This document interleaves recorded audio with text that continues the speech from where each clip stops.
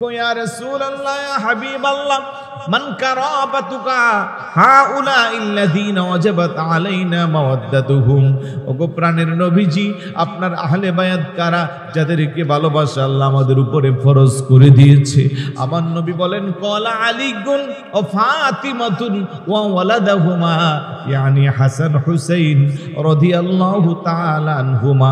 চিৎকার করে বলি সুবহানাল্লাহ। আমার নবী বলে উম্মতেরা শোনো, আমার আহলে বায়াতে খাসা স্পেশাল আহলে বায়াত হলো চারজন। এক নম্বরে শের খুদা আলী রাদিয়াল্লাহু তাআলা, দুই নম্বরে খাতুনে জান্নাত মা ফাতেমা রাদিয়াল্লাহু তাআলা আনহা, তিন নম্বরে ওনাদের বেটা ইমাম হাসান, আর চার নম্বরে ওনাদের বেটা ইমাম হুসাইন রাদিয়াল্লাহু তাআলা আনহুমা। এই চারজনকে একসাথে বলা হয় আহলে বায়াতে খাসা। তাছাড়াও নবীর পরিবার পরিজন অন্যরাও আহলে বায়াত। তবে তাদের ব্যাপারে আমার নবী চাদর মুবারকের নিচে চারজনকে একসাথে করে হাত উঠায়া দোয়া করেছিলেন, আল্লাহুম্মা হাউলাই আহলু বাইতি, আল্লাহ ওরাই আমার আহলে বায়াত, তুমি তাদেরকে কবুল করো। চিৎকার করে বলি সুবহানাল্লাহ। যাদেরকে ভালোবাসা আমাদের উপরে ফরজ, তাদের অন্যতম মা ফাতেমা রাদিয়াল্লাহু তাআলা আনহা। সুবহানাল্লাহ বলবেন না? তাইলে এই বিষয়ে কথা বলা এটা কোনো সাধারণ বিষয় না, বরং এটা আমাদের ঈমানি দায়িত্ব। আমি আল্লামা গাজী শেরে বাংলা রহমতুল্লাহি আলাই স্মৃতি সংসদকে মোবারকবাদ জানাচ্ছি যে আম্মাজানের স্মরণে ওনারা উরুস শরীফ উদযাপন করতেছে। এটা কিন্তু বহুত গুরুত্বপূর্ণ বিষয়। আল্লাহু আকবার বলবেন না? আমি আবারও অনুরোধ করব ভাইদেরকে, কারণ প্রতিদিন কথা বলি হাজার হাজার মানুষের সামনে, উপস্থিতি কম দেখলে কথা বলতে একটু কষ্ট হয়। যদিও আমি উপস্থিতি দেখে কথা বলি না, 5 জন থাকলেও যা বলবো, 5000 থাকলে তা বলবো ইনশাল্লাহ, কার্পণ্য না। কিন্তু আপনাদের এলাকার এই আয়োজনটা স্বার্থের পিছনে উপস্থিতি দরকার আছে না? তাই আবারও বলবো, যাদের পক্ষে আসা সম্ভব চলে আসেন, আল্লাহ যেন আসার তৌফিক দান করি। একটু জিকির করি লা ইলাহা আলা ইলাহা, জোরে জোরে লা ইলাহা, মোহাব্বতে লা ইলাহা, একসাথে লা ইলাহা, আশিক হয়ে লা ইলাহা, পাগল হয়ে লা ইলাহা, হাসবি রব্বি মা ফি কলবি, আনূর মুহাম্মদ লা ইলাহা,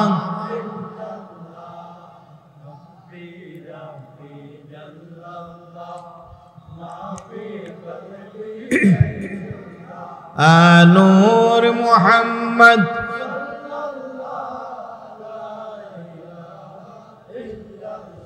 ভাইজান। এই কালেমা প্রচারিতে আসলেন নবী এই ধরতে, বলেন এই কালেমা প্রচারিতে আসলেন নবী এই ধরাতে।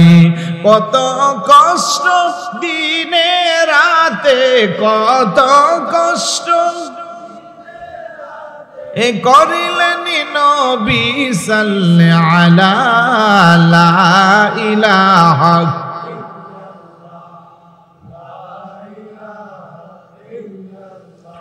আলা ইলাহা আলা ইলাহা লা ইলাহা ইল্লাল্লাহু মুহাম্মাদুর রাসূলুল্লাহ সাল্লাল্লাহু তাআলা আলাইহি ওয়াসাল্লাম।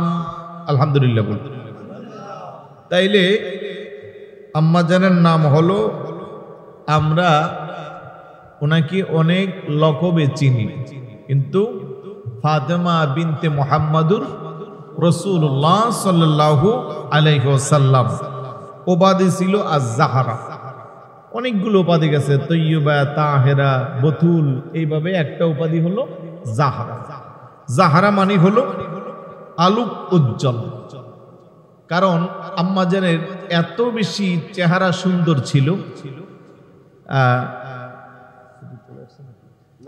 আচ্ছা, আমি গাড়ির লাইট মাইট দেখলাম, আপনি দৌড়ে গেলেন, এই জন্য ভাবলাম আবার। আচ্ছা ঠিক আছে, ঠিক আছে। মোটামুটি 1 ঘন্টা পাওয়া যাবে নাকি আরো বেশি? আচ্ছা, মনোযোগ আসেনি আপনাদের? তাহলে জাহরা মানে আলোক উজ্জ্বল। তার একটা উদাহরণ দিতে গেলে, কারবালার জমিনে 61 হিজরিতে 10ই মুহররম রাত, যেটা চন্দ্র মাসে রাত আগে আসে, দিন পরে, তাহলে 9 তারিখ দিবাগত রাত, 10 তারিখ রাত। যেই রাতে ইমাম হুসাইন রাদিয়াল্লাহু তাআলা তাবুর মধ্যে একটা বক্তব্য দিয়েছিল যে তোমরা যারা বিভিন্ন জায়গা থেকে আমার সাথে একসাথে কোফাবাসীদের নিমন্ত্রণে সঙ্গী হয়েছিল, আজকে 3 দিন 2 দিন যাবত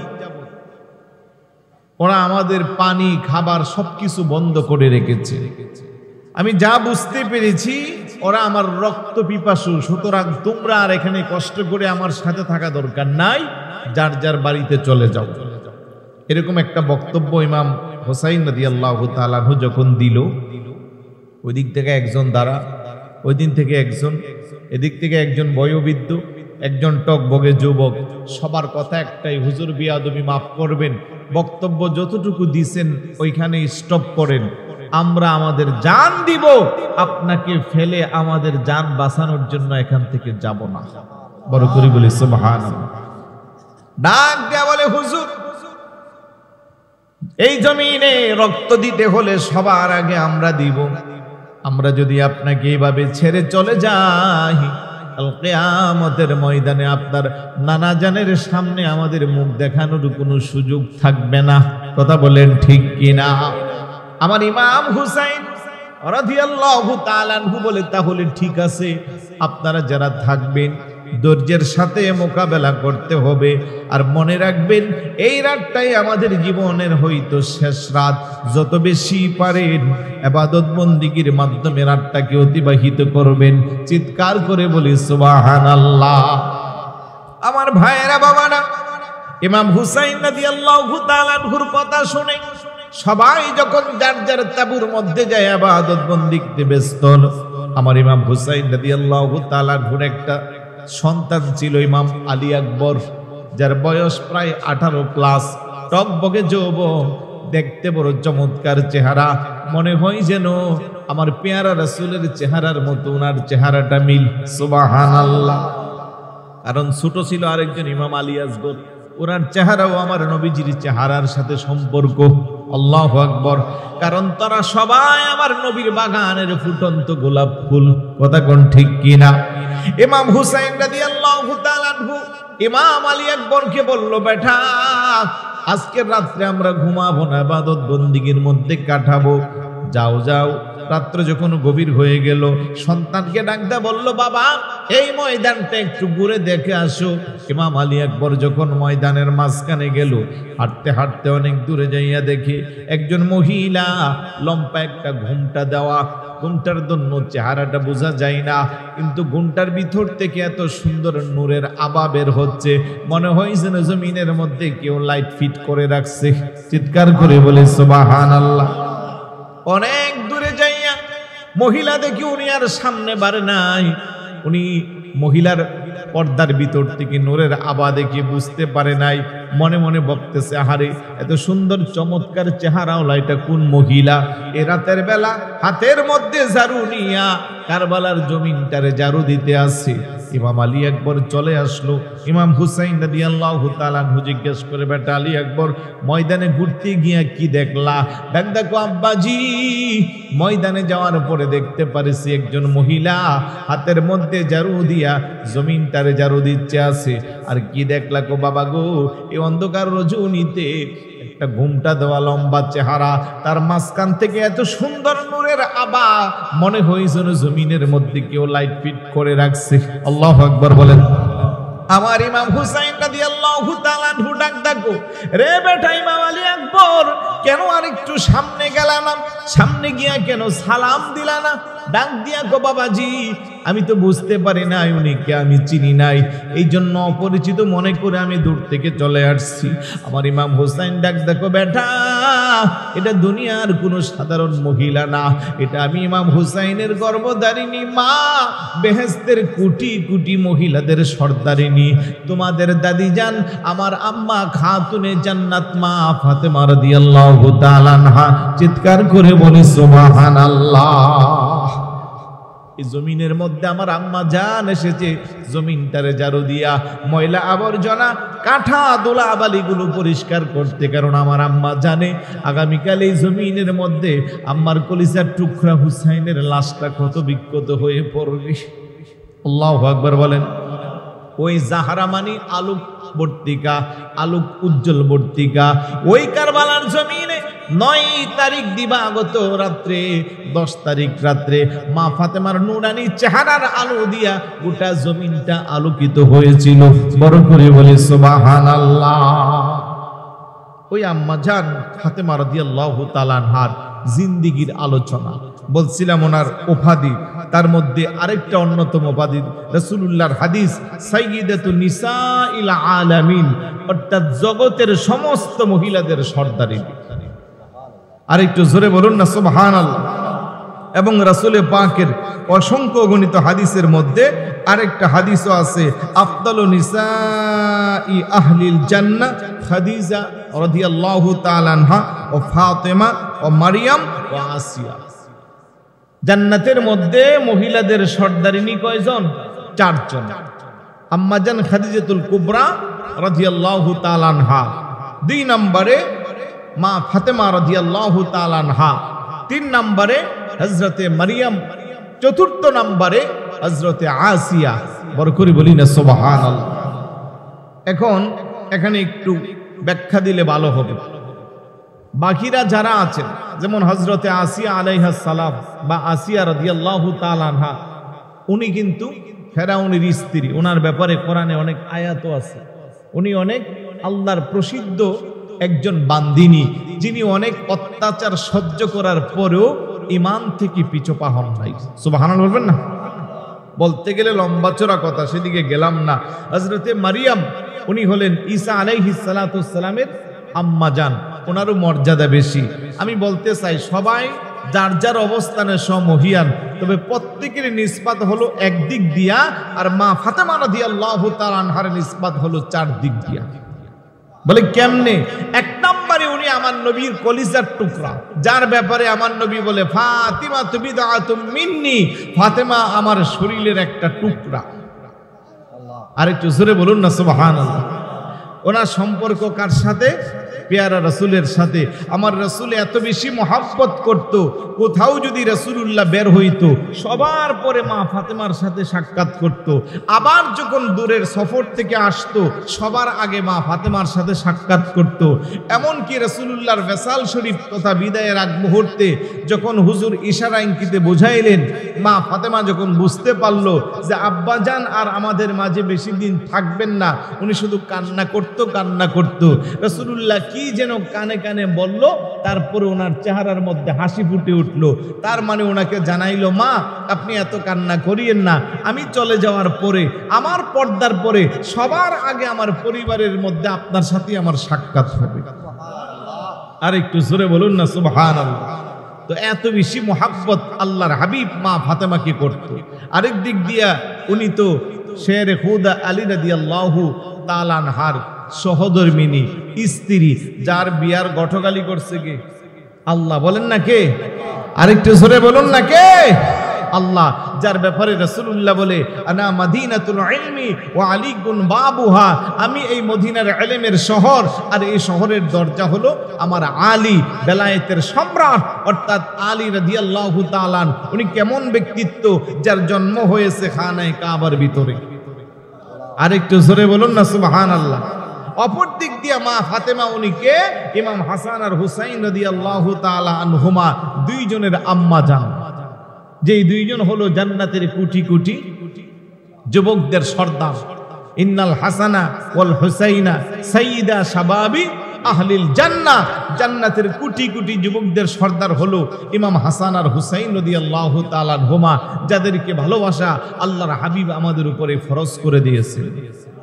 আল্লাহর হাবিব বলেন, মান আহাব্বাল হাসানা ওয়াল হুসাইনা ফাকাদ আহাব্বানি ওয়া মান আহাব্বানি ফাকাদ আহাব্বাল্লাহ ওয়া মান আহাব্বাল্লাহ আদখালাহুল জান্নাহ।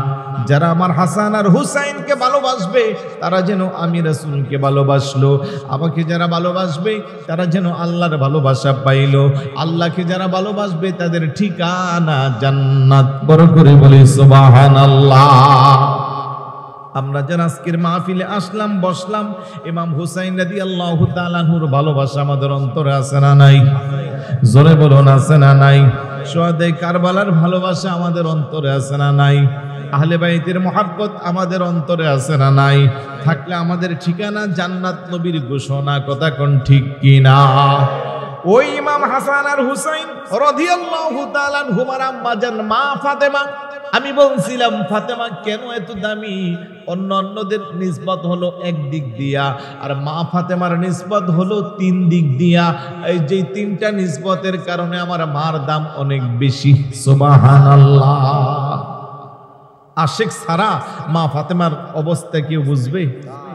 উম্মতের দরদি মাগো ফাতেমা আমার, আশিকি বিনে কে বুঝিবে মা ফাতেমার শান। বলেন আশিকি বিনে কে বুঝিবে মা ফাতে। উম্মতের দরদি মাগো, উম্মতের দরদি মাগো ফাতেমা আমার, আশিকি বিনে কে বুঝিবে মা ফাতেমার শান। বলেন আশিকি বিনে কে বুঝিবে মা ফাতে। মা ফাতেমা মা জননী, আমার নূরের নবীর নয়ন মনি। সুবহানাল্লাহ বলবেন না? মা ফাতেমা মা জননী, আমার নূরের নবীর নয়ন মনি। বাবা জানের উম্মতের জন্য আম্মা পুত্রদের দিলেন কোরবান, আশিকি বিনে কে বুঝিবে মা বলেন আশিকি বিনে কে বুঝিবে মা ফাতেমার শান। জোরে বলি মারহাবা, আর একটু জোরে বলি মারহাবা। আমার ভাইরা বাবারা, ওই খাতুনে জান্নাত মা ফাতেমা রাদিয়াল্লাহু তাআলা আনহা জীবন চরিত্র যদি আজকে প্রত্যেকটা মুসলমানের ঘরে থাকতো, আজকে যদি আমার মা বোনেরা মা ফাতেমার জীবন চরিত্র কি নিজের বাস্তব জীবনে আমলে দিত, মা ফাতেমার জীবন চরিত্রের শিক্ষা নিয়ে যদি বাস্তব জীবনে লাগাইতো, আজকে পারিবারিক দ্বন্দ্ব, কলহ, মারামারি, কাটাকাটি, খুন খারাপি, রাহাজারি, পরকিয়া, অন্য প্রেমে আসক্ত, সংসার ভাঙ্গন, তালাক, তারপরে ডিভোর্স, এই ধরনের শব্দগুলো মুসলমানের মুখে বা মুসলমানের বাসায় থাকতো না। কথা বলেন ঠিক কি না? আজকের সমাজ বড় অধপতন। পরিবার বলেন, রাষ্ট্র বলেন, সামাজিক অবস্থা বলেন বড় খারাপ। যেই নারীর মর্যাদা এত বেশি দিয়েছে ইসলাম, কারণ ইসলাম আসার পূর্বে আরব জাতিরা নারী জাতিকে সবচেয়ে বেশি অবহেলা করত। কথা কোন ঠিক কিনা? আরব জাতি 3W, তার মানে হলো ওয়াইন, ওয়ার, উমেন, তিনটা বিষয় নিয়ে তারা বেশি ব্যস্ত থাকতো। ওয়ার মানে যুদ্ধ, ওয়াইন মানে হলো মদ, আর উমেন হলো নারী। এই 3Wর পেছের কারণে তারা পশুর চেয়ে নিকৃষ্ট হয়েছিল। কথা বলেন ঠিক কিনা? ওই নারী জাতিকে এত সম্মান দিল কে? আমার রাসূল আসার পরে যেই নারী জাতি বাজারের শস্য পণ্যের মধ্যে বিচার হইতো, বিক্রি হইতো, ভোগের সামগ্রী হিসেবে মানুষ তাদেরকে ব্যবহার করত। নাউজুবিল্লাহ।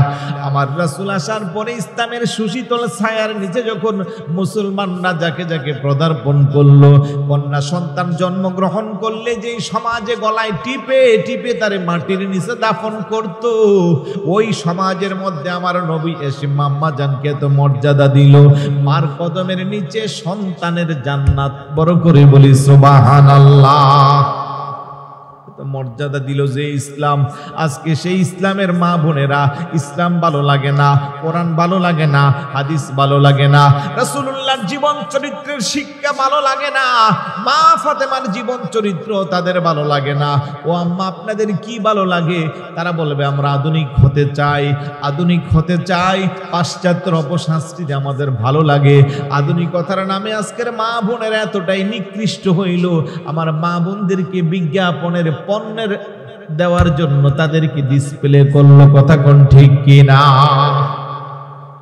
নারীদের পণ্য থেকে লিপস্টিক থেকে শুরু করে পুরুষদের পোশাক আশাক, এমন কোন সেক্টর নাই যে জায়গা মা বোনদেরকে বিজ্ঞাপনের পণ্য বানায় নাই। কথা কোন ঠিক কিনা? আজকে যে কোনো অ্যাড দেখবেন, রাস্তা দিয়া চলবেন, যেদিকে চোখ যাইবেন নারী। এক ভদ্রলোক ঢাকা শহরে গেছে, ডানে তাকায় নারী, বামে তাকায় নারী, সামনে নারী, পিছনে নারী। সিদ্ধান্ত নিল উপরের দিকে হইয়া হইল একটু হাঁটবো, তাও চোখগুলারে হেফাজত করব। বেচারা উপরের দিকে তাকাইয়া দেখে 15 তলার উপরেও বারান্দায় নারী। নাউজুবিল্লাহ বলবেন না?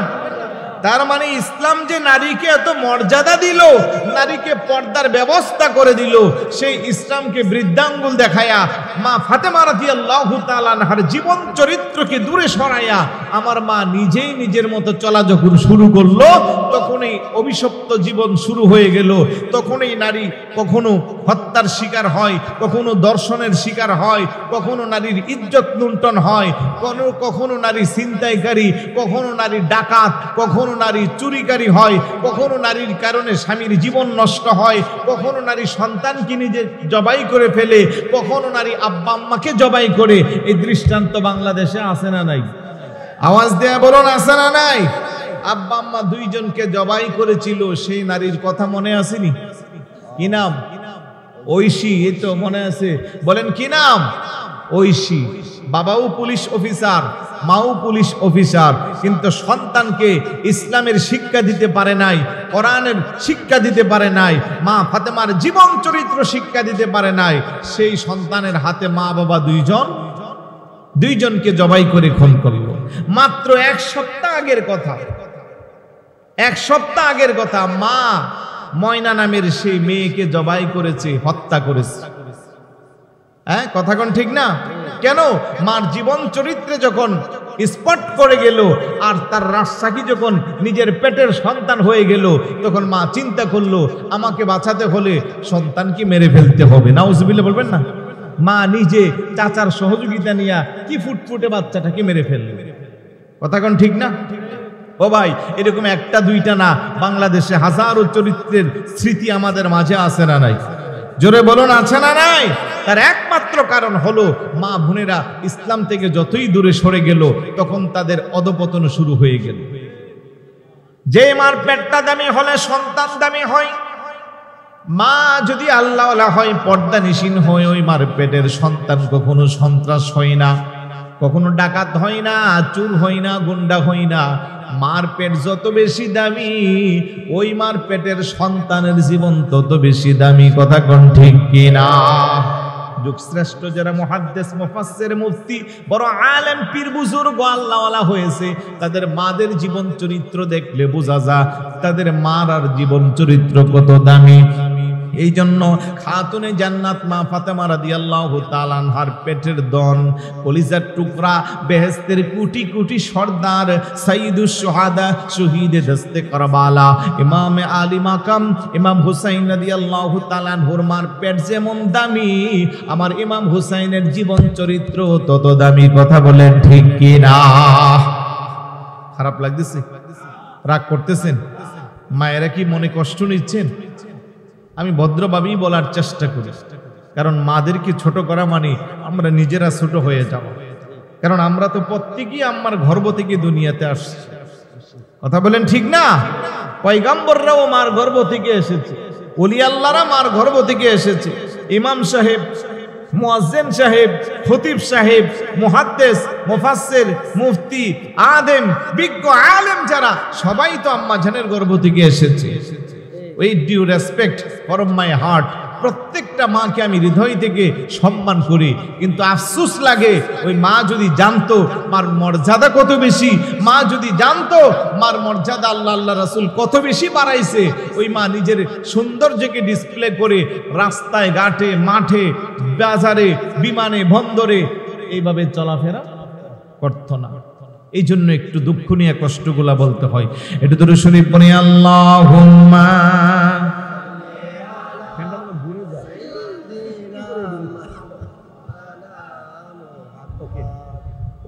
আমার মনের জল্পনা কল্পনা নবী যাব আমি শোনা, বলেন যাব আমি, বলেন আমার মনের জল্পনা কল্পনা নবী যাব আমি, হায় যাব আমি সোনার মদিনার রাসূলে যাব আমি, আনা গো যাব আমি। মনটা আমার অনেক খুশি, নবীজিকে ভালোবাসি, মনটা আমার। যাদের মন খুশি আপনারা বলেন, আর যাদের মন খুশি না নবীরে ভালোবাসার কারণে আপনারা চুপ থাকেন। নবীরে ভালোবাসলে কারো মন কষ্ট থাকতে পারে? হ্যাঁ, সবার মন তো খুশি হওয়ার কথা। কথা বলেন ঠিক না? তাহলে আওয়াজটা কি বড় হবে না ছোট হবে? আচ্ছা, আমি কি এলাকায় আগে আসছি? ওদিকে না, এই রাস্তা দিয়ে গেছি না অন্য রাস্তা দিয়ে? আমি রাঙ্গুনিয়া অনেক বেশি আসি, কিন্তু এই সাইডটা দিয়ে আমার কেন যেন মনে হচ্ছে কম আসা হয়, তাই আপনাদের সাথে আমার প্রেম হয় না এখনো। ঠিক না? আগামীকালও কিন্তু যাব মুগলের হাট, ওই দিক দিয়া প্রচুর, এমন কোনো গ্রাম নাই মনে রাঙ্গুনিয়া আছে আমি যাই না, কিন্তু মাঝখানে বোধ হয় এদিকে একটু আমার আশা কম হয়, যার কারণে আপনারা আমার সাথে এখনো মোহাব্বত গড়ে ওঠাতে পারেন নাই। এই জন্য আপনাদের জবান বের হচ্ছে না। মোহাব্বত আর ভালোবাসা থাকলে আমার জন্য একটু জবানটা উচ্চ করা যাবে, পার দিবেন তো সবাই? তাহলে সবাই বলুন, আমার মনের জল্পনা কল্পনা নবী যাব,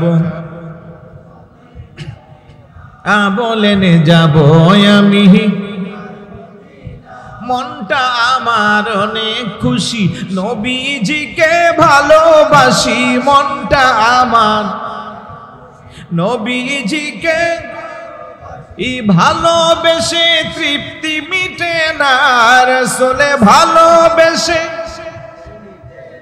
আনা গো যাব আমি সোনা, বলেন যাব আমি। রাসূল আপনাই ভালোবাসে যারা, আল্লাহর ওলি হই গো তারা, তোমায় ভালো আল্লাহর ওলি থাকে না তো চিন্তা ভাবনা, রাসূল থাকে না তো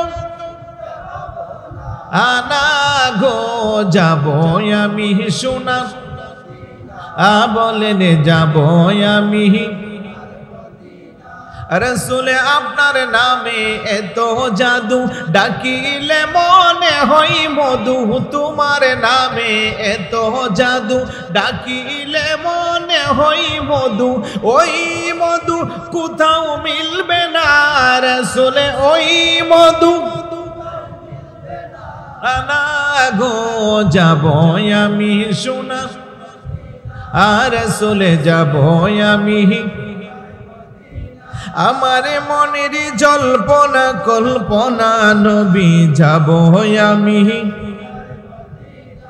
আয় হায় যাব আমি সোনার মদিনা, রাসূল যাব আমি সোনার মদিনা, না গো যাব আমি, রাসূল যাব আমি। আল্লাহ যেন কবুল করে, বলুন আমিন। আরেকটু জোরে বলুন আমিন। মনোযোগ আছে? আমার বিষয়টাকে কম্বাইন করে মা ফাতেমার জীবন চরিত্র পাশাপাশি আমাদের মা বোনদের অবস্থা সামনের দিকে আগাই। কি বলেন? আমি কিছু পয়েন্ট আকারে আলোচনা করব, কারণ এত ব্যাপকতা মা ফাতেমার জিন্দিগি, এটা যদি আমরা এক বছরও আলোচনা করি শেষ হবে, যার প্রত্যেকটা মুহূর্ত আমাদের জন্য শিক্ষণীয়। সুবহানাল্লাহ না? তাহলে আমি বলবো যে পরিবার ও স্বামীর প্রতি আনুগত্য। মা ফাতেমা রাদিয়াল্লাহু তাআলা আনহা পরিবার এবং স্বামীর প্রতি কতটুকু আনুগত্য ছিল। আমার মাদেরকে বলবো আপনারা একটু আপনাদের কানটাকে মাইকের আওয়াজের দিকে ফিট করে দিন।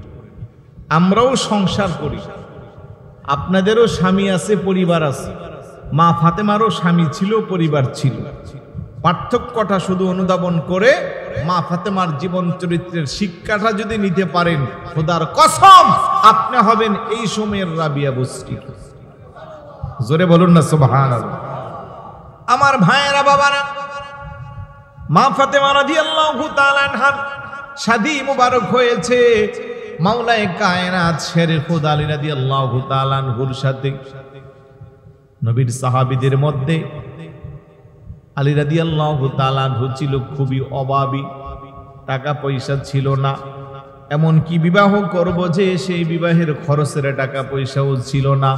ওলামায়ে কেরাম জানে, আপনারাও জানেন, রাসূলুল্লাহ একটা তরবারি কিংবা কিছু হাদিয়া দিয়েছিল, যদি বিক্রি করে তুমি বিবাহের কাজ সারো, কারণ এই বিবাহের ঘটকালি করছে স্বয়ং আল্লাহ।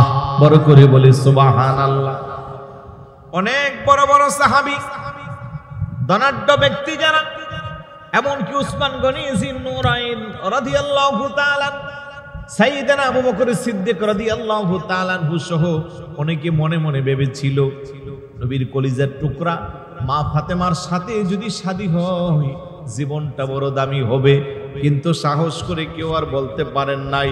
আমার আল্লাহ ফায়সালা দিয়েছেন, ওগো আমার হাবিব মাওলায়ে কায়নাত শেরে খোদা আলী রাদিয়াল্লাহু তাআলা আনহুর সাথে ফাতেমার দাম্পত্য জীবনে আবদ্ধ করে দেন। সুবহানাল্লাহ। বাবার সিলেকশন, বাবার মনকে প্রায়োরিটি দিতে যাইয়া অসহায় গরিব স্বামী যদিও হয় দুনিয়ার দৃষ্টিতে, কিন্তু ভিতরে তো এলেমের সাগর, এলমে লাদুনী। যিনি শুধু এলেমের সাগর ছিলেন না, তার এলেমের কত ব্যাপকতা ছিল, ইসলামের বড় বড় জটিল কঠিন বিষয়গুলা আলী রাদিয়াল্লাহু তাআলা আনহু মুহূর্তের মধ্যে সমাধান করে দিতেন। সুবহানাল্লাহ।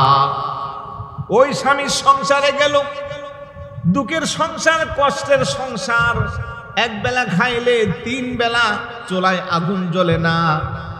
ইমাম হাসান আর হুসাইন রাদিয়াল্লাহু তাআলা আনহুমা ছোট ছোট বাচ্চা, কিতাবের মধ্যে আসছে মাঝে মধ্যে রাতের বেলা ইমাম হাসান কান্না করত, ইমাম হুসাইন কান্না করত। মা ফাতেমা খালি ডেস্কির মধ্যে পানি নিয়ে ডাকনা দিয়া চুলায় আগুন দিত। বাচ্চারা তো ছোট মানুষ, তারা বুঝতো কিছুক্ষণের মধ্যে রান্না হবে, কান্না করতে করতে তারা ঘুমায়া যাইতো। এইভাবে রাতটা পার করত।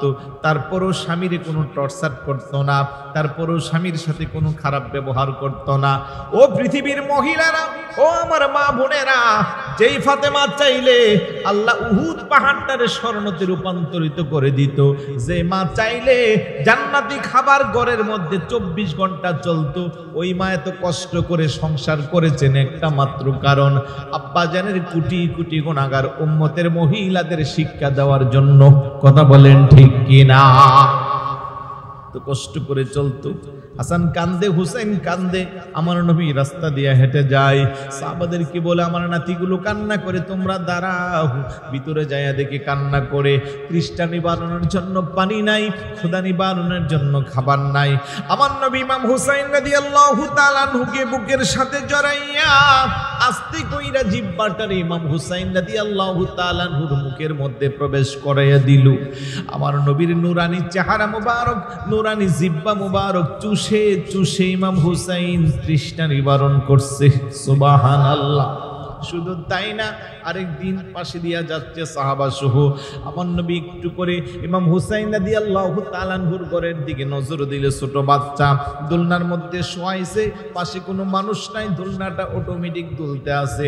সাহাবারা জিজ্ঞাসা করে, ইয়া রাসূলুল্লাহ, ইয়া হাবিবাল্লাহ, ব্যাপারটা বুঝলাম না, দোলনা তো নিজে নিজে আপনি আপনি দুলতে পারে না, কোনো মানুষ নাই, তারপরে ইমাম হাসান আর হুসাইনের দোলনাটা দুলতেছে, তার রহস্যটা কি? আমার নবী ডাকদা করে, আমার সাহাবারা, তোমরা জানো না আমার ফাতেমা সারা রাত ইবাদত বন্দিগি করে কাটায়, ফাতেমা রাত্রে ঘুমায় না, দিনের বেলা কাজকর্ম নিয়ে ব্যস্ত থাকে। তন্দ্রাচ্ছন্ন অবস্থায় ফাতেমা যখন ইমাম হাসান আর হুসাইনকে তুলনার মধ্যে দিল, ওই তাকাইয়া আমার মা ফাতেমা পর্দার ভিতরে একটু করে আরামের মধ্যে আছে। ইমাম হাসান আর হুসাইনের জন্য ঘুম না ভাঙে, তারা কান্না করলে ফাতেমার ঘুমটা ভেঙে যাইবে। এই জন্য আমার আল্লাহ জান্নাত থেকে ফেরেশতা পাঠাইছে, জান্নাতের ফেরেশতারা হাসান আর হুসাইনের দোলনাটারে দোলাচ্ছে। চিৎকার করে বলে সুবহানাল্লাহ, আল্লাহু আকবার বলবেন না? আপনি আল্লাহরে রাজি করলে আপনার সব দিক কিছু খেয়াল করবে কে? আর একটু জোরে বলুন, কে?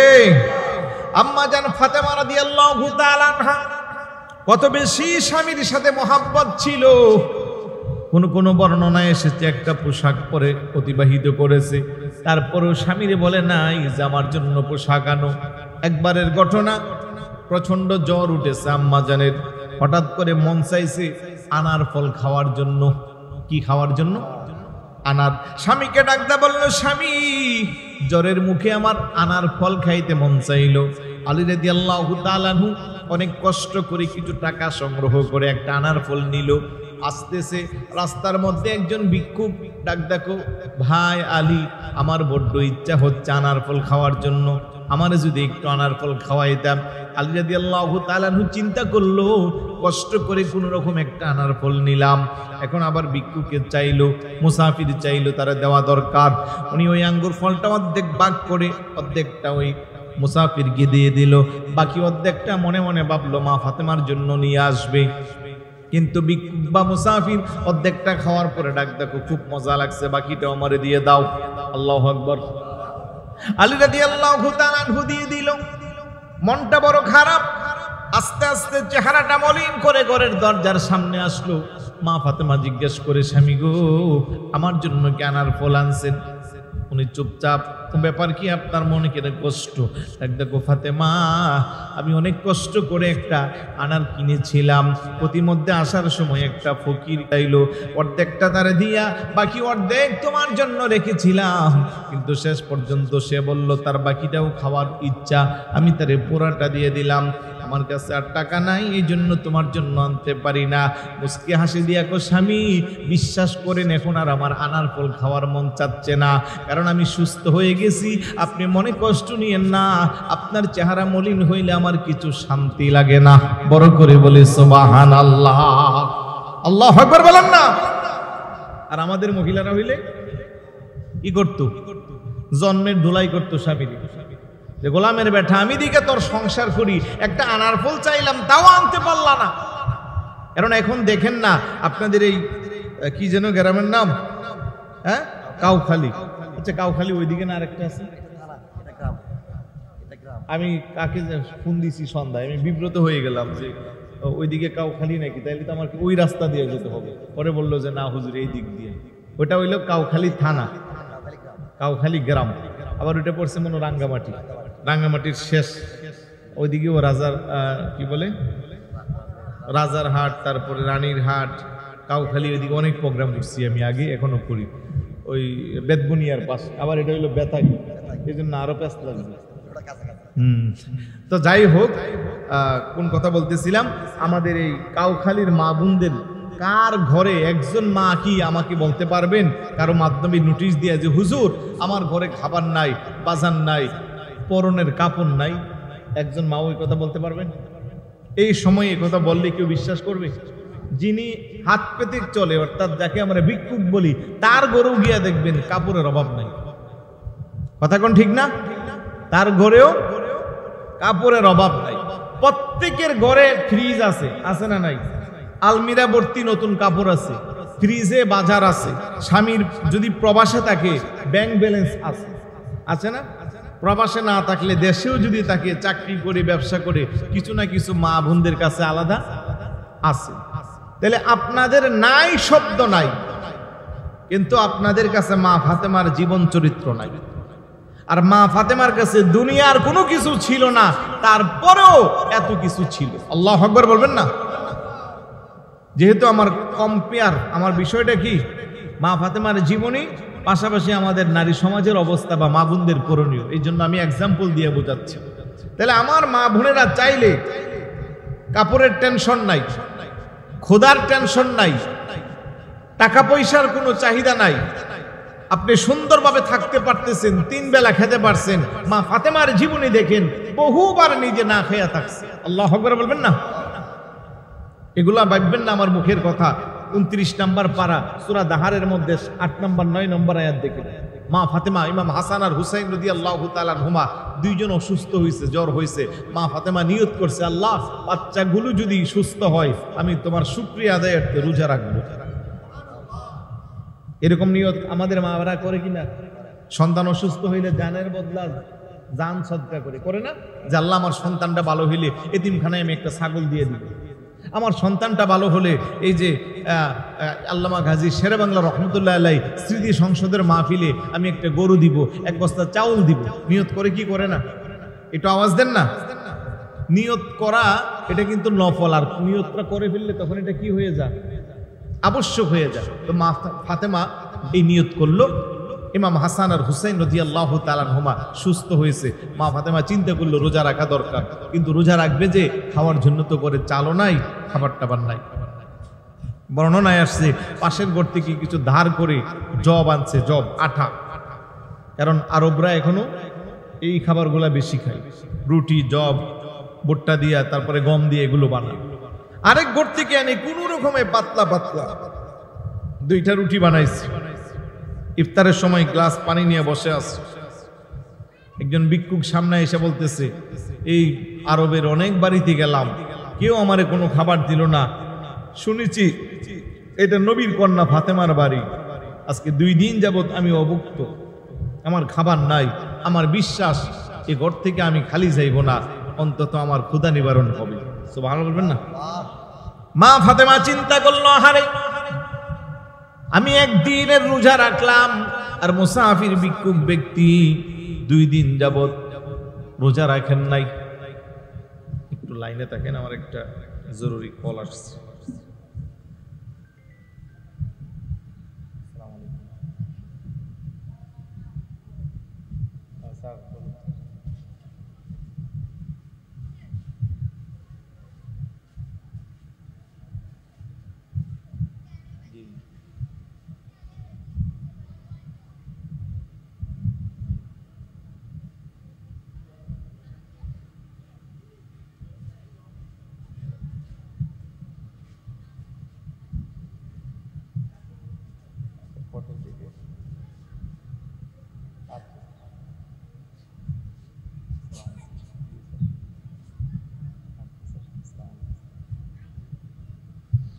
দরুদ শরীফ পড়ি, আল্লাহুম্মা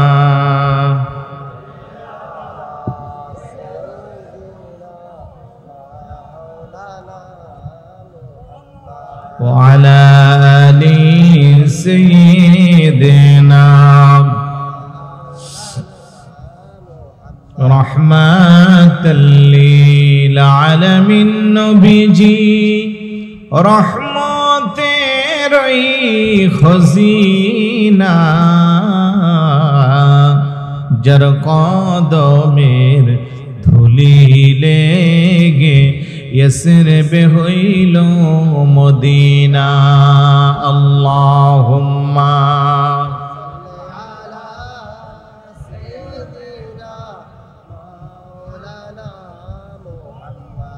ওয়া আলা আলি সাইয়্যিদিনা। এই দুনিয়া পড়ে রবে, আমরা একদিন থাকিব না, সবাই মোদের ভুলে যাবে, নবীজি আপনি ভুলবেন না। আল্লাহুম্মা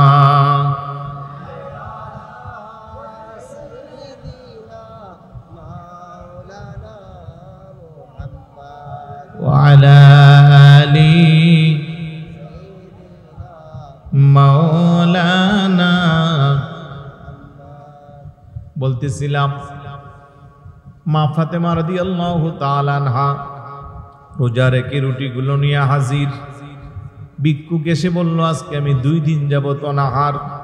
মা ফাতেমা চিন্তা করল, আহারে আমি খাই না মাত্র 1 দিন, আর মুসাফির ব্যক্তি খায় না 2 দিন। আবার আসছে নবী পরিবারের কাছে, তার মনের বড় আশা, মনের বড় ইচ্ছা যে নবী পরিবারের কাছে গেলে বোধহয় আমাকে আর খালি ফিরতে হবে না। সুতরাং আমি নবীর কলিজার টুকরা ফাতেমা, আমার জীবনটাই কষ্টে গড়া, আমি তো অভুক্ত থেকে অভ্যাস, না খেয়ে অভ্যাস।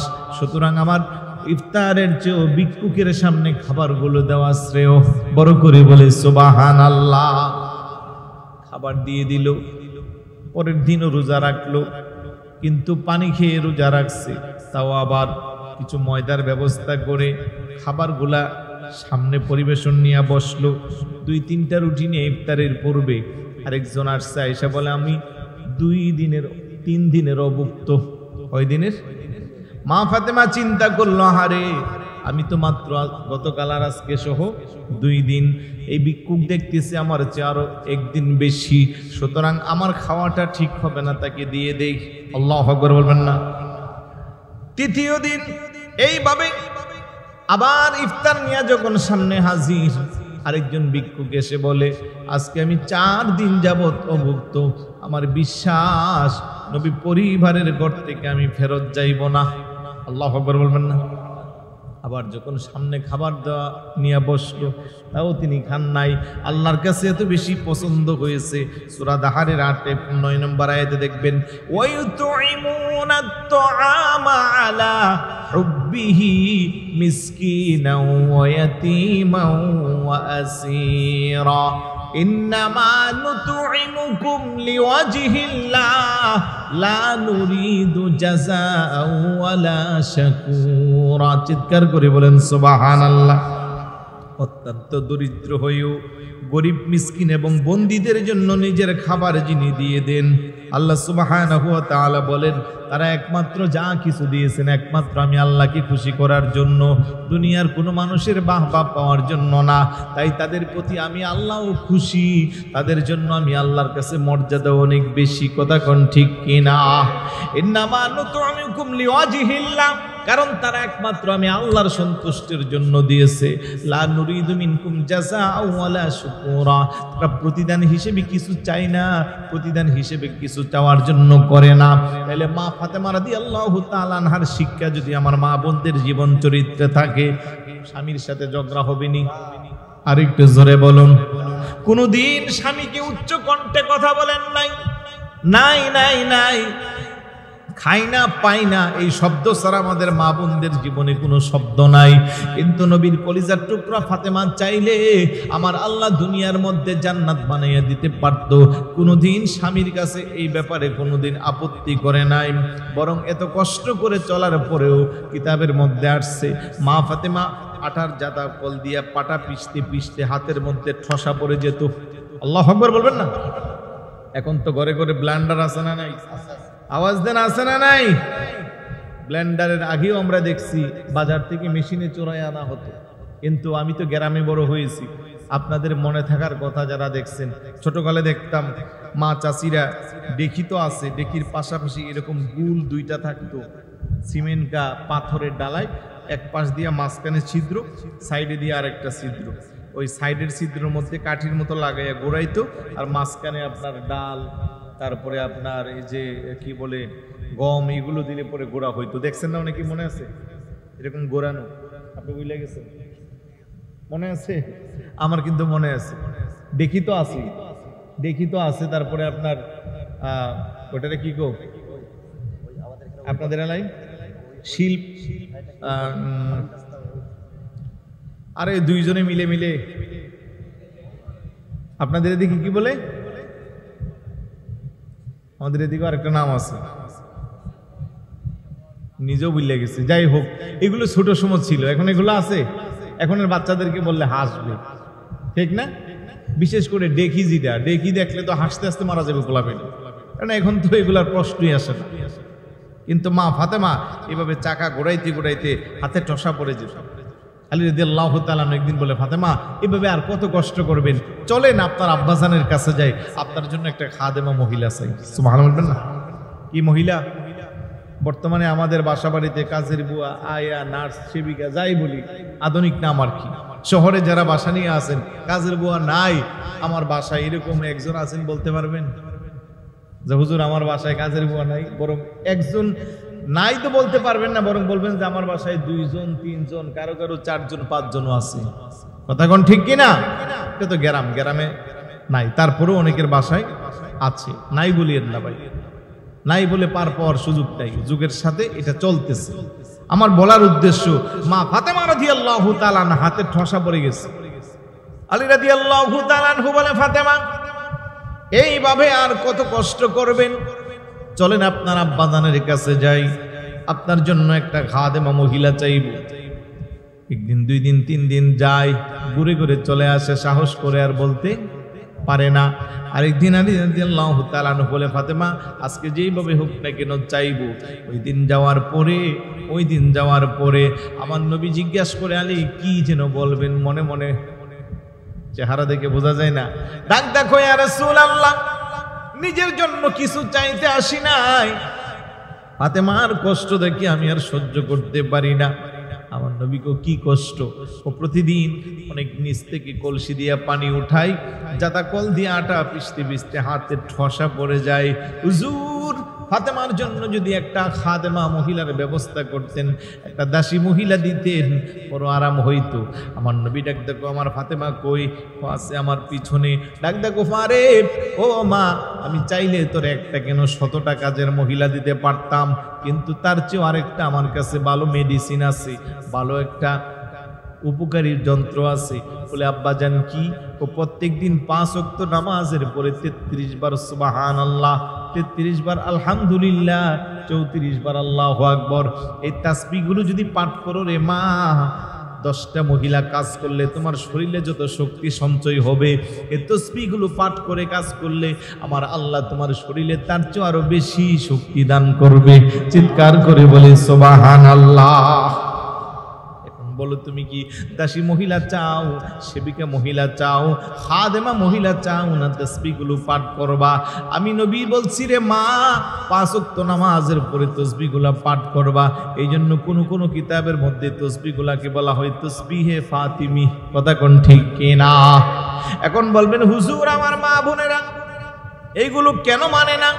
আমার মা, আমার বোন, আমার সমাজের মা বোনেরা তো ঠিকভাবে নামাজই পড়ে না, তসবিহ পড়ব কোন সময়? কথা কোন ঠিক কিনা? এই জন্য মা ফাতেমা শুধু ফরজ নামাজ না, ইমাম হাসান রাদিয়াল্লাহু তাআলা আনহু যখন বড় হইয়া বলে যে আমার আম্মা মাঝে মধ্যে সকালে আফসোস করত আর বলতো, আল্লাহ রাতটা কি যদি একটু বড় বানাইয়া দিতা, আমি ফাতেমা তোমার সিজদা 2টা বেশি দিতে পারতাম। আল্লাহু আকবার বলেন। তাহাজ্জুদ মিস করতো না, 5 ওয়াক্ত নামাজও ছাড়তো না। এত বেশি ইবাদতকারিনী ছিলেন, এত বেশি আবেদা ছিলেন। কিন্তু আমাদের মা বোনেরা 5 ওয়াক্ত ফরজ নামাজ ঠিকভাবে আদায় করে না। নামাজ পড়া যেমন ফরজ, মা বোনদের পর্দা করাও ফরজ, কিন্তু মা বোনেরা ঠিকভাবে পর্দাও করে না। কিন্তু মা ফাতেমারে দেখছে বলে কোনো পুরুষ এই কথা বলার কোনো সুযোগ নাই, বরং মা ফাতেমার ওসিয়ত করছে, আমি মারা গেলে রাতের অন্ধকারে চুপি চুপি আমার কাফন দাফনের ব্যবস্থা করে দিবা। বলে, কেন? আপনার উপরে তো পর্দা থাকবে। মা বলে, না, পর্দা থাকলেও দূর থেকে আমার লাশটাকে দেখলে কি অনুধাবন করবে যে মা ফাতেমা, নবীর কলিজার টুকরা ফাতেমা লাশটা লম্বা কিংবা লাশটা ছোট, কিংবা শরীরটা মোটা কিংবা শরীরটা চাপা, এই আন্দাজও যেন কোনো মানুষ না করতে পারে। এই জন্য ওসিয়ত করে গিয়েছিলেন যে আমি মারা যাওয়ার পরে রাতারাতি অল্প মানুষ নিয়ে ঘোষণা ছাড়া আমার দাফনের ব্যবস্থা করবা। চিৎকার করে বলি সুবহানাল্লাহ। আহা, মৃত লাশের প্রতি কোনো মানুষের কি কোনো খারাপ দৃষ্টি হয়? বা একটু আওয়াজ দেন না। এটা আপনার শত্রু হলেও তো তার প্রতি আপনার সিম্পাথি কাজ করে, তার প্রতি সহনশীলতা কাজ করে। ওই অবস্থাও মা বলতেছে আমার কোনো মানুষ যেন না দেখে, দূর থেকে যেন অনুধাবন করতে না পারে। আর আমার মা, আমার বোন, এই সমাজের মা বোনেরা দেখেন তো, ওনাদেরকে আল্লাহ পাক না যেতটুকু সৌন্দর্য দান করেছে তার চেয়ে বেশি সৌন্দর্য হয়ে সৌন্দর্যের জন্য পার্লারে যায়, বিদেশি মেকআপ শরীরের মধ্যে দেয়, তারপরে পরপুরুষের সামনে বিভিন্ন অঙ্গভঙ্গি নিয়ে নিজের রূপ লাবণ্য প্রকাশের চেষ্টা করে। কথা বলেন না ঠিক কি না? জোরে বলুন না নাউজুবিল্লাহ। এই কারণে ওনাদের মান সম্মানেও আঘাত হয়, ইফতিজিনের শিকার হয়, দর্শনের শিকার হয়, ইজ্জতের লণ্ঠন হয়। একটাই মাত্র কারণ, আপনি যত বেশি ইসলাম থেকে দূরে সরে যাবেন তত বেশি শয়তানের ওয়াসওয়াসা পড়বে, তত বেশি আপনার জীবন যৌবন নষ্ট হয়ে যাবে। কথা বলেন ঠিক না? যে মহিলা যত বেশি পর্দা করে তার ইজ্জত সম্মানের জিম্মাদারি থাকে কার কাছে? আল্লাহর কাছে। আল্লাহ বলেন ইয়া আইয়ুহান নাবিয়্যু কুল লিআজওয়াজিকা ওয়া বানাতিকা ওয়া নিসাইল মুমিনিনা ইউদিনিনা আলাইহিন্না মিন জালাবিবিহিন্না যালিকা আদনা আন ইউরাফনা ফালা ইউযাইন ওয়া কানা আল্লাহু গফুরুর রহিমা। চিৎকার করে বলি সুবহানাল্লাহ। হাবিব আমার, দুস্ত আমার, কুল আপনি বলে দিন, লিআজওয়াজিকা আপনার স্ত্রীদেরকে, অবানাতিকা আপনার কন্যাদেরকে, ওনিসাইল মুমিনিন মুমিনা মহিলাদেরকে কি বলে দিন? ইউদিনিনা আলাইহিন্না মিন জালাবিবিহিন্না, তারা যেন ঢিলা ডালা পোশাক পরে। আল্লাহু আকবার বলেন। কোরআনুল কারীমের 22 নম্বর পারা সূরা আহজাবের 56 নম্বর আয়াত খুলে দেখেন। এই ঘোষণা আল্লাহ নিজে বলে দিচ্ছেন, হাবিব আপনার স্ত্রী এবং আপনার কন্যা মুমিনা মহিলাদেরকে জানাইয়া দেন তারা যেন ঢিলাঢালা পোশাক পরে। ঢিলাঢালা পোশাক পরলে তাদের ইজ্জত নষ্ট হবে না, তাদেরকে শয়তান ওয়াসওয়াসা দিয়ে তাদেরকে ধোঁকায় ফেলতে পারবে না। ঢিলাঢালা পোশাক আমি সোজা বাংলাটা বোঝাইলাম, কিন্তু আমার মা বোনেরা ঢিলাঢালা পরতে পছন্দ করে না, টাইট ফিট। বলেন না? দুঃখজনক হলেও সত্য। ওনারা বোরখাও যারা পরে, হিজাবও যারা পরে, আমি বলবো এগুলা হিজাবের হক আদায় হয় না। অনেকে এরকম আছে না, কিছু কিছু মহিলা আছে তারা ঠিকই পর্দাকে পর্দার মতো পরে। আলহামদুলিল্লাহ, তাদের জন্য দোয়া করি আল্লাহ যেন তাদেরকে যুগের রাবিয়া বসরি বানায়। আর কিছু কিছু মা বোনেরা পর্দার নামে পর্দাকে কলঙ্কিত করে। আর কিছু আছে পর্দা তো দূরের কথা, আধুনিকতার নামে ইহুদি খ্রিস্টানদেরকে নিজের আদর্শ বানায়। আছে না নাই? আপনার এই সৌন্দর্য পরপুরুষ দেখার কোনো অধিকার? আপনার এই সৌন্দর্য মার্কেটের শপিং মলের রাস্তার বকাটে ছেলেরা দেখার কোনো অধিকার নাই। এখন দেখান বিদায়ী তো তারা দেখে। কথা কোন ঠিক না? যে মহিলাটা হাতে মোজা পায়ে মোজা দিয়ে ভালো করে হিজাব নিকাব করে যায়, একটা দুষ্ট ছেলেও তার দিকে তাকাইতে কয়েকবার চিন্তা করে, তার মনে বাধা দেয়, তার মধ্যে রেসপেক্ট জাগ্রত হয়। সে চিন্তা করে মহিলাটা ধর্মকে রিলিজিয়াস এতটাই সে পায়রুটি দিল, সে একটা পায়াস ধার্মিক মহিলা, সুতরাং তার দিকে আমার বাঁকা চোখে তাকানোর কোনো দরকার নাই। আল্লাহু আকবার বলবেন না? আপনারা যদি লোকাল গাড়ি দিয়ে শহরে যান, দেখবেন যে মাঝে মধ্যে কলেজের স্টুডেন্ট মেয়েরা 18-19 বছরের যুবতী বোরখা পরা, নেকাব টেকাব পরা দাঁড়াই আছে। দেখবেন 70 বছরের এক মুরব্বী বাবা আস্তে করে দাঁড়ায় উঠতে বলে, মা তুই এখানে বস। বলে কি? বলে না। কারণ ওই পুরুষটা চিন্তা করে এটা আমার মেয়ের বয়সের, এই মেয়েটা দাঁড়ায় গেলে মানাই না, আমি পুরুষ মানুষ, কষ্ট হলেও একটু কষ্ট করে দাঁড়াইতে পারবো। কথা বলেন ঠিক না? একই গাড়িতে 50 বছরের আরেকটা মহিলা ভালো করে আধুনিক সাজে সাজগুজ করে, কাপড় টাপড় ঠিক নাই, শর্ট কাপড়, টাইট ফিট কাপড়, ওর দিকে তো মুরব্বী তাকাইতো না, চোখ গেলে কইবা আস্তাগফিরুল্লাহ। কথা কোন ঠিক না? তার প্রতি কারো কোনো রেসপেক্ট সম্মান জাগবে? জাগবে না। ওরে কেউ বলবে না যে আপনি বসেন, কারণ তারা দেখার পরেই তার মনে তার প্রতি একটা ঘৃণা জন্মাবে। তাইলে ধর্মকে আপনি যদি পালন করেন, প্রত্যেকটা স্পটে প্রত্যেক জায়গায় আপনার সম্মান আছে না নাই? আওয়াজ দেয়া বলুন, আছে না নাই? অবশ্যই আছে। এই জন্য মা বোনদেরকে বলবো, আপনি নিজে দামি হয়ে যান, আর দামি হওয়ার জন্য ইসলামটাকে আপনি আঁকড়ে ধরেন, রাসূলুল্লাহর জীবন চরিত্রকে কাজে লাগান। আপনার এই রূপ লাবণ্য চিরস্থায়ী, আপনার চেয়ে হাজার হাজার সুন্দরী রূপসী ছিল, যুগের বিবর্তনে, কালের আবর্তনে একটা সময় তারা ভ্যালুলেস হয়ে যায়। একটা সময় তাদের পিছনে শত শত মানুষ ছুটে, এই মানুষটা একটা সময় রাস্তার পাশে ভিক্ষুকের মতো বসে থেকে কেউ তার দিকে তাকায়ও না। আপনার রূপ লাবণ্য শেষ, আপনার 2 পয়সার কোনো ভ্যালু নাই। তাহলে যৌবন, জীবন, সৌন্দর্য আজকে আছে, কালকে নাই। কিন্তু ধার্মিকতা যদি আপনি অন্তর করতে পারেন, তাকওয়া যদি আপনার মধ্যে থাকে, দুনিয়াতেও আপনার মর্যাদা আছে, পরকালেও মানুষের কাছেও আছে, আল্লাহর কাছেও আছে। মা বোনদেরকে বলবো, এই রং ঢঙের দুনিয়া অল্প দিনের জন্য এইভাবে নষ্ট করবেন না। আপনাকে আল্লাহ পাক যে সৌন্দর্য দিয়েছে, আপনি শুকরিয়া আদায় করে সেই সৌন্দর্যকে লালন করবেন, রাসূলুল্লাহর জীবন পথে মতে জীবন চালাবেন। প্রত্যেকটা স্পটে আল্লাহ আপনার মর্যাদা বৃদ্ধি করবে। কথা বলেন ঠিক কি না? তো এই জন্য বলছিলাম যে পর্দা করলে করার মতো করবেন, আর যারা করেন না আপনাদেরকে বলবো, আগামীকাল থেকে মা ফাতেমার জীবন আদর্শে হন। বলছিলাম মা ফাতেমার পর্দার কথা, জীবনে কোনোদিন কেউ দেখছে বলে কোনো প্রমাণ নাই, এত বেশি পর্দা করতে। আল্লাহ সুবহানাহু ওয়া তাআলা এই জন্য ওনাকে নিসাইল আলামিন, সাইয়্যিদাতু নিসাইল আলামিন, জগতের সমস্ত মহিলাদের সর্দারিনী বানাইছে। বেহেশতের কোটি কোটি মহিলাদের সর্দারিনী, এটা কি সোজা ব্যাপার? এগুলো রাসূলুল্লাহর নিশ্চিত জবান মুবারকের হাদিস। মর্যাদা যত বেশি আপনি বাড়াবেন, অনেকে বলবেন যে উনি নবীর কন্যা, এই জন্য আল্লাহ মর্যাদা দিয়েছে।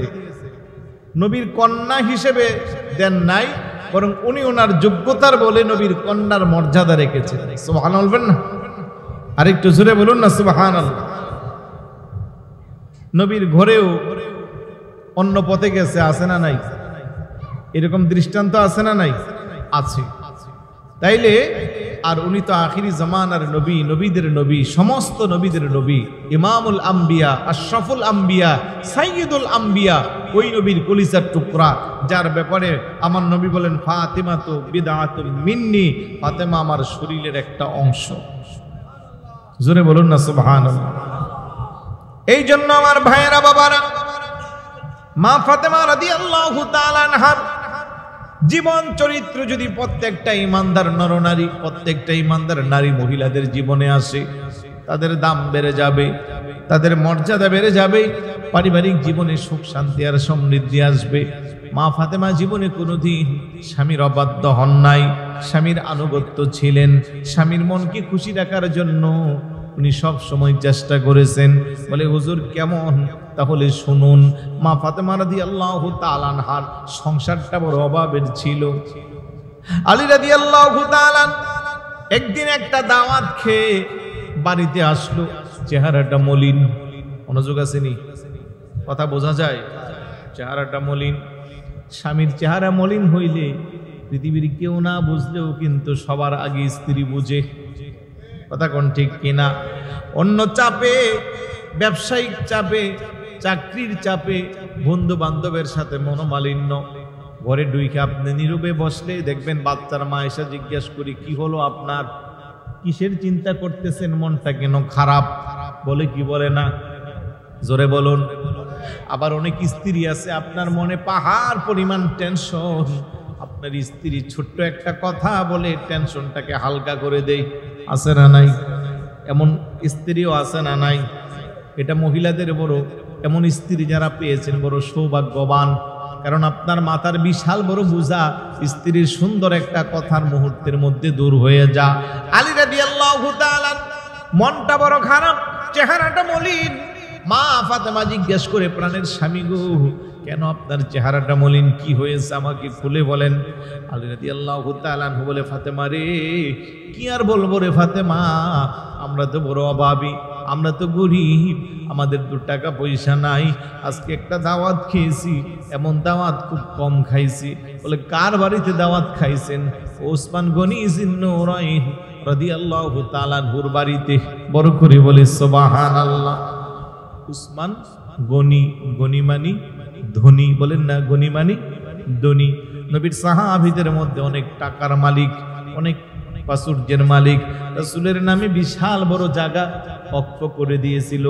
এখনো মদিনার ওই দূরে উসমান গনি জিন্নুরাইন রাদিয়াল্লাহু তাআলা আনহুর খেজুরের বাগান আছে, বিশাল বড় এরিয়া, আছে না নাই? আমি এই সফরও দেখে আসছি, হজও দেখে আসছি। এখন চতুর্দিক দিয়ে বাউন্ডারি দিয়া ওইখানে নতুন কাজ করতেছে। ওইখানে কুয়া ছিল, যে কুয়াটা ইসলামের জন্য হযরতে উসমান গনি জিন্নুরাইন রাদিয়াল্লাহু তাআলা আনহু ওয়াকফ করে দিয়েছে। সুবহানাল্লাহ, বিশাল বড় এরিয়া। বর্তমান সরকার অনেক কিছু দখল করে নিয়েছে, তারপর অনেক বড় এরিয়া। গনি জিন্নুরাইন আল্লাহর হাবিব ওনার বাড়িতে দাওয়াত খাওয়াইছে রে ফাতেমা, এত চমৎকার আইটেম করেছে, এত খাবার খেয়েছে। শুধু তোমার রাসূল একা নয়, আমার রাসূল একা নয়, সাথে প্রায় 1000 সাহাবীর মতো সাহাবী হুজুরের সঙ্গী ছিল। মা ফাতেমা জিজ্ঞাসা করে, গো স্বামী, এই জন্য বুঝি আপনার মন খারাপ? ফাতেমারে, এই জন্য আমার মন খারাপ। আল্লাহ যদি হযরতে উসমান জিন্নুরাইন রাদিয়াল্লাহু তাআলা আনহুর মতো ধন সম্পদ দিত, আমাদের বাড়িতেও আমরা আল্লাহর হাবিবকে দাওয়াত দিয়ে মেহমান বানাইতাম। বড় করে বলি সুবহানাল্লাহ। এরকম আফসোস করে কি করে না? আমাদের সমাজও করে কিনা? মাঝে মধ্যে যখন মেজবানি দেই, গরিব মানুষরা খায়, আর আল্লাহ যদি আমারে তৌফিক দিত আমিও একটা মেজবানি দিতাম। অমুকে সোহাদে কারবালার মাহফিল করে, আল্লাহ যদি আমারে তৌফিক দিত আমিও একটা মাহফিল করতাম। করে কি করে না? এভাবে আলী রাদিয়াল্লাহু তাআলা আনহু এইভাবে আক্ষেপ করতে করতে চেহারাটা মলিন। মা ফাতেমা স্বামীর চেহারা মলিন দেখে সহ্য করতে পারে না। ডাক ডাকো, স্বামী আপনি চিন্তা করিয়েন না, আগামীকালের জন্য আব্বাজানকে আমাদের বাড়িতে দাওয়াত দেন। এত আস্তে কেন? সুবহানাল্লাহ। আলী রাদিয়াল্লাহু তাআলা আনহু ডাক ডাকো, ফাতেমা ঘরে চাউল নাই, চুলায় আগুন জ্বলে না, খাবার নাই, কিছু নাই, কিভাবে নবীরে দাওয়াত দিব? আপনার চেহারা মলিন, আমার ভালো লাগে না, দাওয়াত দেন, আমি ব্যবস্থা করব। আল্লাহু আকবার বলবেন না? আলী রাদিয়াল্লাহু তাআলা আনহু শুধু কি রাসূলুল্লাহকে দাওয়াত দিব? কারণ সাথে তো আরো 1000 সাহাবী ছিল। মা ফাতেমা জুসে গো সবাইরে দাওয়াত দেন। সুবহানাল্লাহ। আলী রাদিয়াল্লাহু তাআলা মনে মনে কয়, মহিলাদের কাছে তো অনেক সময় জমানো টাকা থাকে, সম্ভবত টাকা পয়সা আছে, এই জন্যই আমার জোর গলায় বলতেছে। তো নবীর কন্যা ফাতেমা, আর উনি তো স্বামী, আর উনি স্ত্রী, একজন আরেকজন ভালো করে চিনি আর জানে। কথা বলেন ঠিক কি না? চেহারার মধ্যে হাসি ফুটে গেল। একটা দৌড় দিয়ে আল্লাহর রাসূলের দরবারে, ইয়া রাসূলুল্লাহ, ইয়া হাবিবাল্লাহ, কিছু যদি মনে না করেন গো নবীজি, আগামীকাল আমার বাড়িতে আপনার দাওয়াত। তবে আপনি না, আজকে যারা যারা উসমান গনি জিন্নুরাইন রাদিয়াল্লাহু তাআলা আনহুর বাড়িতে মেহমান হয়েছে তারা সবাই, সুবহানাল্লাহ বলবেন না? আমার নবী মুস্কি হাসি দিয়া কবুল করলাম। সুবহানাল্লাহ বলবেন না? কারণ সবকিছু চলে এখানে প্রেমের খেলা, আর সবকিছু আমার হাবিব জানে কি জানে না? জোরে বলুন, জানে কি না?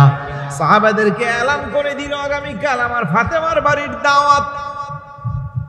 আজকে খাইলাম উসমান গনির বাড়িতে, আর আগামীকাল আমার ফাতেমার বাড়িতে। সবাই খুশিতে আত্মহারা। নির্দিষ্ট সময়ে হুজুরের বাড়ির আলী রাদিয়াল্লাহু তাআলা আনহুর বাড়িতে সবাই চলে আসলো। আল্লাহর হাবিবের সাথে প্রায় 1000 সাহাবী। আলী রাদিয়াল্লাহু তাআলা একটা দৌড় দিয়ে করে যায়, দেখে কোনো চুলায় আগুন নাই, ডেকসি খালি, কোনো কিছু খাবারের কিছুই নাই। ডাক ডাকো স্বামী, ডাক ডাকো স্ত্রী, গো আমার পানের ফাতেমা, আজ বুঝি জীবনের ভিতরে তুমি আমারে বেয়াজ্জতি করবা। এতগুলো মেহমান দাওয়াত দিলাম, করে কোনো খাবার নাই, জানি না আজকে কি অবস্থা হবে। আল্লাহু আকবার। মা ফাতেমা বলে, স্বামী আপনি চিন্তা করবেন না, আমার নামাজের মুসল্লাটা দেন। আল্লাহু আকবার বলবেন। নামাজের মুসল্লা নিয়ে নির্জন কক্ষে নামাজের মুসল্লাটা বিছায়া আল্লাহর কুদরতি কদমে সিজদায় পড়ে ডাক ডাকো, আল্লাহ, ও আমার আল্লাহ। এ ফাতেমা একবার খাইলে 3 বার খায় না, একদিন চুলায় আগুন দিলে 3 দিন জ্বলে না। ফাতেমার জীবনের এত কষ্ট, জীবনে কোনোদিন আপনার কাছে ফাতেমা কিছু চাই না। ফাতেমার কোনো একটা সিজদা যদি তুমি আল্লাহর দরবারে কবুল হয়, ওই সিজদার বিনিময়ে তুমি তোমার হাবিবের ইজ্জত রাখো, আমি ফাতেমার ইজ্জত রাখো। ও আমার আল্লাহ, তাকাইয়া দেখো আমার ঘরে মেহমান হয়ে তোমার হাবিব এসেছে, তার সঙ্গীরা সাহাবারা এসেছে, আমি দাওয়াত দিয়ে তাদেরকে আনছি, তুমি তোমার হাবিবের ইজ্জত রক্ষার্থে আমি ফাতেমার সিজদাকে যদি কবুল করো, আমার ঘরে খাবারের ব্যবস্থা করে দাও। আমার আল্লাহ ডাক দেখো, জিবরাইল যা যা তাড়াতাড়ি যা, আমার ফাতেমা পাগলি এত কষ্ট করে রে জিবরাইল, জীবনে কোনোদিন আমার কাছে কিছুই চাই না, আজকে যেহেতু ফাতেমা আমার কাছে খাবার চাইলো, জান্নাত থেকে খাবারগুলো ফাতেমার ঘরে পৌঁছিয়ে দাও। সিজদা থেকে মাথা উঠাইলো, আলী রাদিয়াল্লাহু তাআলা আনহু নাকের মধ্যে সুগ্রাণ লাগতেছে, ভালো ভালো খাবারের গ্রাণ, তাকাইয়া দেখতেছি ঘরের মধ্যে জান্নাতি খাবার ভরপুর। আল্লাহু আকবার বলবেন না? চেহারার মধ্যে হাসি ফুটে গেল, খাবার পরিবেশন হচ্ছে, আমার পেয়ারা রাসূল সহ হাজার সাহাবী খাবার খাচ্ছে, সাহাবীরা খাই, একজন আরেকজনকে কয়, গতকালের দাওয়াত খেয়ে মনে মনে ভেবেছিলাম এটাই বুঝি জীবনের সেরা খাবার, সুস্বাদু খাবার, কিন্তু আজকের খাবার খাওয়ার পরে মনে হচ্ছে গতকালের খাবারের চেয়ে আজকের খাবার অনেক শতগুণে বেশি মজা। সুবহানাল্লাহ না? সাহাবারা তৃপ্তি নিয়ে খাচ্ছে আর এই ধরনের আলোচনা করছে। আমার নবী ডাক দেখো, সাহাবারা তোমরা জানো না গতকালের উসমান গনির বাড়ির খাবারের বাবুর্চি ছিল দুনিয়ার বাবুর্চি, আর আজকে যে খাবার খাচ্ছ রে সাহাবারা, এটা দুনিয়ার কোনো বাবুর্চির রান্না করা না, এটা জান্নাতি বাবুর্চির রান্না করা খাবার। সাহাবাদের বুঝবার আর কোনো অসুবিধা হইল? তৃপ্তি সহকারে খাচ্ছে, খাবার দাবার শেষ। আলী রাদিয়াল্লাহু তাআলা ওর চেহারাটা আবার কেমন যেন মলিন। মা ফাতেমা ডাক দেখো, স্বামী গো, এখনো কি আপনার চেহারায় হাসি ফুটবে না? এখনো কি আপনি খুশি হন নাই? ডাক দেখো ফাতেমা, কেমনে হাসি দিব, কেমনে খুশি হইব রে ফাতেমা? গতকাল উসমান গনির বাড়িতে শুধু খাবার খান নাই, বরং তোমার নবীজি যতটা কদম দিয়েছে ওনার বাড়িতে, প্রত্যেকটা কদমের বিনিময়ে একটা করে গোলামকে আজাদ করে দিয়েছে। আমাদের তো গোলাম নাই, আমরা কি আজাদ করব ফাতেমা? ডাক দিয়া কোপানের স্বামী, আমাদের গোলাম নাই, আমরা কি আজাদ করব? আমরা তো গরিব মানুষ। ও ফাতেমা, যদি গোলাম আজাদ করতে পারতা আমার মনটা আরো বেশি খুশি হইতো। ও ফাতেমা, আমাদের গোলাম নাই, কিন্তু তোমার আব্বার তো গুনাহগার উম্মত আছে। মা ফাতেমা আবার নামাজের মুসল্লাই সিজদায় পড়ে ডাক দেখো, আল্লাহ আমাদের তো গোলাম নাই, আমার আব্বার প্রত্যেকটা কদমের বিনিময়ে আমার আব্বা জানের কুচি কুচি গুনাহগার উম্মতকে নাজাত দিয়ে দিও। আমার আল্লাহ ডাক দেখো, জিবরাইল যা যা আমার ফাতেমারে বল, ফাতেমা আজকে তোমার চাওয়া